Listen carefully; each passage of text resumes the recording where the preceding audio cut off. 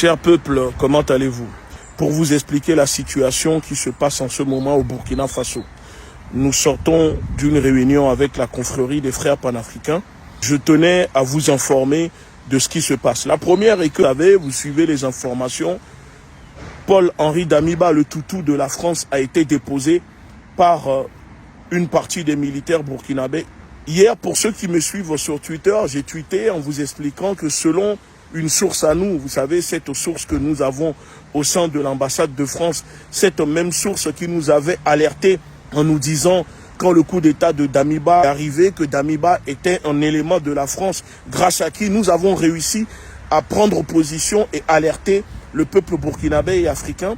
Cette source nous alerte que hier, sur demande de l'Élysée, Luc Alade, que je surnomme El Diablo, l'ambassadeur de France à Ouagadougou, a mis en place une réunion d'urgence dans le but de coordonner et de mettre le dialogue entre les éléments qui ont déposé Damiba et les pros Damiba. Mais cela a échoué, c'est pour cela que vous avez vu dans la nuit l'apparition des militaires annonçant la destitution du toutou Paul-Henri Damiba. Ce matin, notre élément nous alerte en nous disant que il y a des éléments de Paul-Henri Damiba qui sont appuyés par quelques éléments de l'armée française, des forces spéciales françaises, sur demande de l'Élysée, et qui tenteraient de remettre le pouvoir entre les mains de Damiba. En gros, la France veut sauver le soldat Paul-Henri Damiba. Nous devons alerter les populations africaines, mais aussi burkinabées,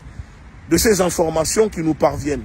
Et nous avons aussi eu le temps de discuter avec un élément des forces spéciales ivoiriennes qui nous fait comprendre qu'ils ont reçu l'ordre de se mettre en alerte de la part de la présidence ivoirienne et que peut-être ils seront déployés pour appuyer les éléments de Damiba au Burkina Faso. Mais pour cela, Alassane Ouattara attend la demande, la confirmation de l'Élysée avant que ces forces spéciales ivoiriennes puissent être déposées au Burkina Faso, parce que Blaise Compaoré a discuté avec Ouattara hier dans la journée et il semblerait que Blaise Compaoré demande de l'aide pour sauver son petit, son fidèle qui est Damiba. Avec ces informations que nous avons, que nous sommes en train de vous dire bien évidemment, nous appelons le peuple à la vigilance. Parce que comme on l'a déjà fait dans le dossier de Damiba, nous n'allons pas tout de suite donner notre soutien à qui que ce soit. Parce qu'il faut être vigilant.